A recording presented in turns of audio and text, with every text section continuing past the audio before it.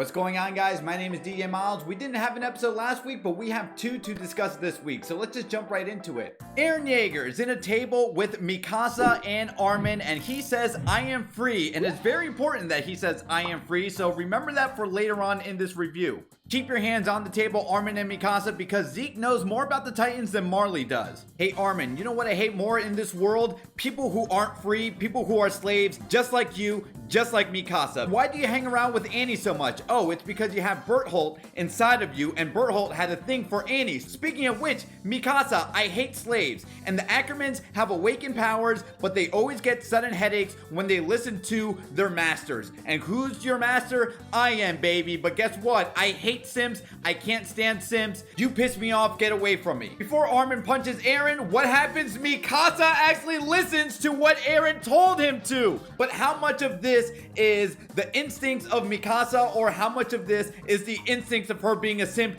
towards Eren? Oh my god, I can't believe he gave me a scarf. It smells so good. Maybe if I wear it long enough, he'll notice me, and one day we'll start dating and then get married and have a bunch of kids. So let me ask you guys in the comments down below, do you think Mikasa has been manipulated this entire time from Eren? Also, do you believe Armin loves Annie because of Bertholdt, or do you think Armin always loved Annie from the rapport we saw them have and develop back in season 1? Yeah! Zeke and Levi, round 2. Levi recalls the words he told Erwin, I'll uphold the promise I made to you, and now it's Zeke, Wonder Boy versus Levi, round 2. Levi doesn't care about the 30 men he's developed a rapport with, but is that really the case? Definitely not. We know Levi carries a lot of immense guilt, but despite killing the people that he's loved, what he is holding more precious to him is the animosity that he carries towards Zeke. He whoops his ass. I don't want to hear from anyone else in the comment section down below that Mappa has been sucking. Mappa Studios has been doing a phenomenal job. This entire sequence, see what I did there? Of Levi facing off against the Beast Titan was phenomenal. I love the budget that was thrown into this sequence. I love the action here. I love Levi's resolve. But let me know what you guys think. Yeah, God! Commander Shadis is training all these cadets, and these new cadets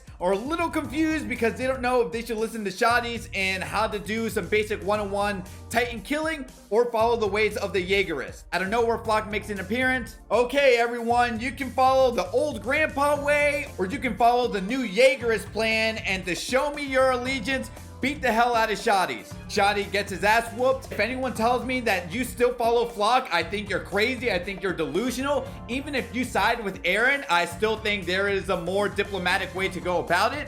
Flock is obviously crazy. I hate him, and I hate his bowl cut haircut. Yeah, God! Zeke, you're going to change the world, and with that, now we get a flashback episode dealing with everything that he dealt with in the past. And if there's anything that we discovered in this episode, particularly, is that Eren and Zeke's father truly was the biggest asshole in all of this, and Zeke isn't 100% wrong in ratting out his parents, because who was his father figure in all of this? It was the former Beast Titan himself, Tom, who was a researcher, and Tom's backstory was tragic. And through Tom's backstory, we discover that, you know what, maybe if Eldians were never born into this world, we wouldn't be dealing with any hurt and suffering that all of us have to be dealing with. And this is where the euthanasia plan is revealed, where Zeke now believes Tom's plan of action and deems it more worthy than the plans that his parents have given him. Can you really blame Zeke for what he's went through? He's being programmed and taught one way from his parents, while on the other side of the coin, being programmed and taught from what Marley wants him to do. Being a failure, it looks like he wasn't going to inherit no Titans, but with this relationship that he has with his new father figure, let's be real, Tom is really his true father figure in all of this. What other choice does he have to rat out his parents and the Eldian Restorationists? But ironically enough, ratting out his parents still leads to saving all the Eldians if you think the Eldian Euthanization Plan will get the job done. So let me get this straight. If the Founding Titan can make it so the subjects of Ymir can't bear children, then that means all the Titans will be wiped out in 100 years. That means people not born into this world will be saved from the hurt and violence from the present world. Okay, I guess Zeke's plan sort of makes sense, but now let's talk about the conversation Zeke had with Eren back at Marley. And if you paid close enough attention in this episode, Eren tells Zeke, I agree, putting an end to 2,000 years of Titan domination where there's no greater salvation than never being born into this world is the greatest luxury we can give to all the Eldians. So I agree, and let's shake on it, Zeke. But if you remember what Eren told Mikasa and Armin, being free and being born into this world is the biggest luxury into this world. So there's the confirmation. Eren is not being controlled by Zeke or Yelena. Eren is pulling a ruse on Zeke himself, and he's only aligning himself with Zeke for now, because who the hell knows what he's going to be cooking when his true plans on being free and doing this Jaegerist, who the hell knows what, by activating the rumbling is going to cause. So look at that. Jaeger! Speaking of looking at that, Zeke explodes himself in front of Levi, and both of them go kaboom.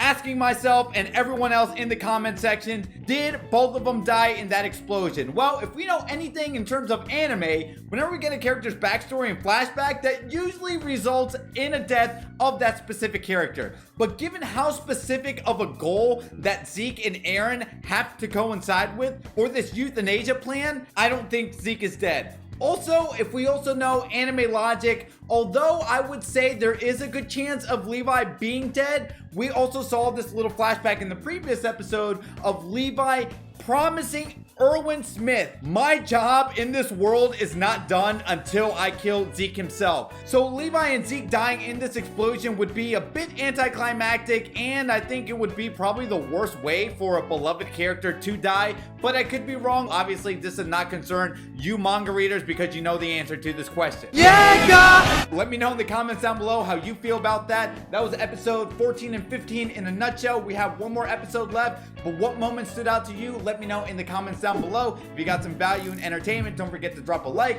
subscribe to my channel for more anime content. My name is DJ Milez, and as I always say, to be continued, take care.